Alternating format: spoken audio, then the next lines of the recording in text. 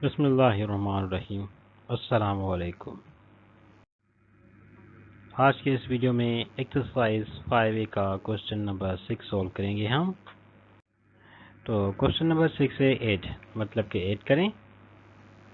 और क्वेश्चन ए है इसका, जिसमें हमें 3 एक्सप्रेशंस मिले हुए हैं और तीनों एक्सप्रेशंस को हमने ऐड करना है।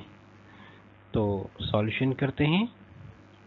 पहले हम लेकर आते हैं एक एक्सप्रेशन को नीचे।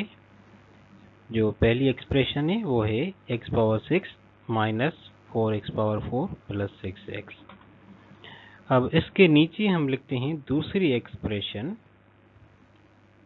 जो कि है 5x power 6 plus 5x power 4 plus 6x। तो दूसरी एक्सप्रेशन नीचे लिखने वक्त हमने एक बात का ध्यान करना है कि ये जो टर्म्स हैं सेम टर्म के नीचे आने चाहिए। जैसा यहाँ पर x पावर 6 है तो x पावर 6 के नीचे आनी चाहिए, x पावर 4 के नीचे आनी चाहिए और x के नीचे आनी चाहिए। तो मतलब सेम पावर्स वाले टर्म्स और सेम वेरिएबल वाले टर्म्स एक साथ एक दूसरे के नीचे होने चाहिए। अब ये जो तीसरी एक्सप्रेशन है इसमें सिर्फ 2 टर्म्स हैं, तो यहाँ पर 12x पावर 6 जो है वो हम इस x पावर 6 वाले टर्म्स के नीचे लिखेंगे और माइनस 10x जो है वो हम x वाले टर्म के नीचे लिखेंगे।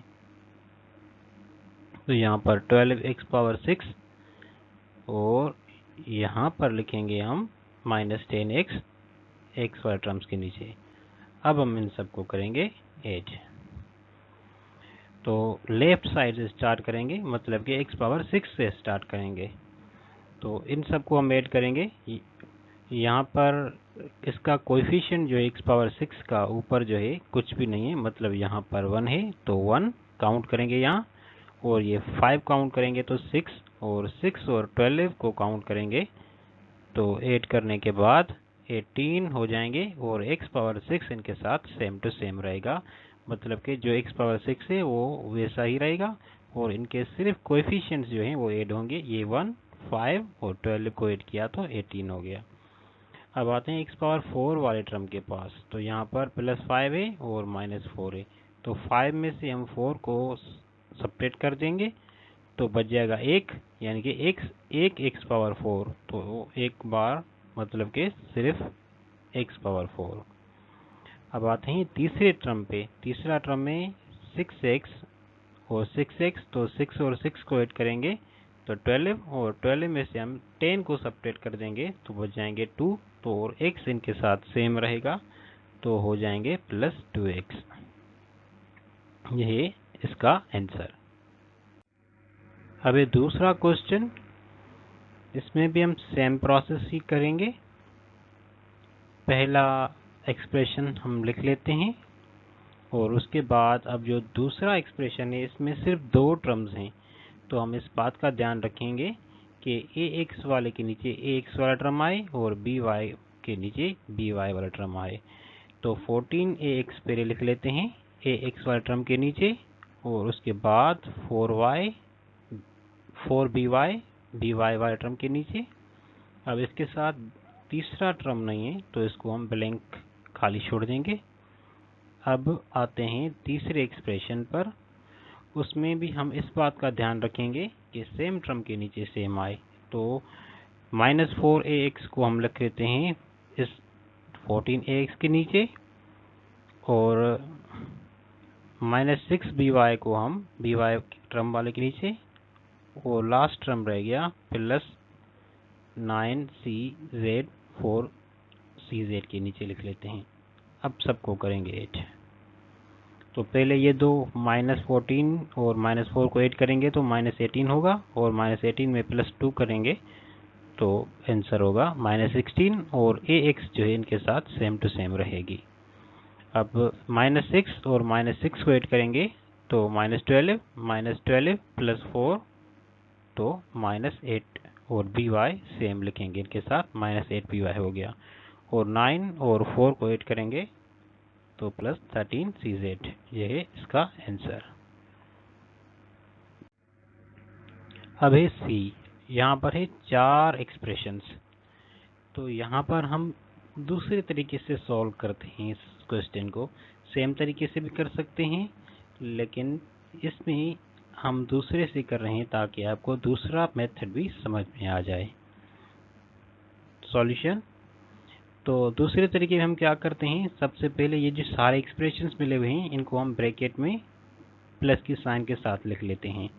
तो पहला एक्सप्रेशन 8x² - 4x को ब्रैकेट में प्लस की साइन, और उसके बाद अब दूसरा प्लस की साइन, और अब तीसरा एक्सप्रेशन प्लस की साइन, और अब चौथा एक्सप्रेशन। तो अब हम क्या करना है, हमने इन ब्रैकेट्स को रिमूव करना है। तो इन ब्रैकेट्स को रिमूव करने के लिए हम क्या करते हैं, ये जो प्लस की साइन है वो साथ वाले टर्म्स के साथ हम मल्टीप्लाई करते हैं। तो मल्टीप्लाई करने के बाद प्लस के साइन के साथ कोई भी चेंजिंग्स नहीं आती, तो इसलिए ये सारे टर्म्स हम सेम टू सेम ही लिखेंगे। पहला एक्सप्रेशन सेम हो गया, प्लस दूसरा एक्सप्रेशन नीचे आ गया, प्लस थर्ड एक्सप्रेशन आ गया, और प्लस फोर्थ एक्सप्रेशन आ गया। तो ये सारे आ गए, प्लस एक्सप्रेशंस आ गए। अब इनमें से हम जो सेम टर्म्स हैं वो सिलेक्ट कर लेते हैं। 8x² - 2x² प्लस 2x², ये सेम टर्म्स हैं, इनको हम साथ में लिख लेते हैं। तीनों टर्म्स साथ में आ गए। और उसके बाद -4x, अब x वाले टर्म्स को हम नीचे लेकर आ रहे हैं, -4x लिख लिया, और उसके साथ है प्लस 5x, उसको हम नीचे लेकर आए, और है 3x, और लास्ट में है प्लस 5x। तो अब x वाले सारे टर्म्स हो गए, और अब रह गए +3 और -3, उनको हमने नीचे लिख लिया। अब ये सब x² के टर्म्स हैं, और ये सब x के, और ये कांस्टेंट्स टर्म है। तो पहले हम 8² वाला टर्म्स ऐड कर लेते हैं।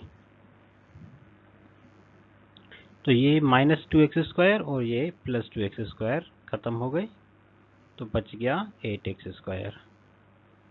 और अब x वाले टर्म्स ऐड करेंगे सारे, 5 + 3 8 + 5 -4 -9x हो गए, और ये +3 और -3 खत्म हो गए। तो जो रह गए, मतलब कि जो हमें नीचे टर्म्स आए वो आए 8x² - 9x। ये है हमारा आंसर। और अब डी है, इसमें हमारे पास हैं 3 एक्सप्रेशंस। इसमें भी हम दूसरे वाला मेथड इस्तेमाल करेंगे।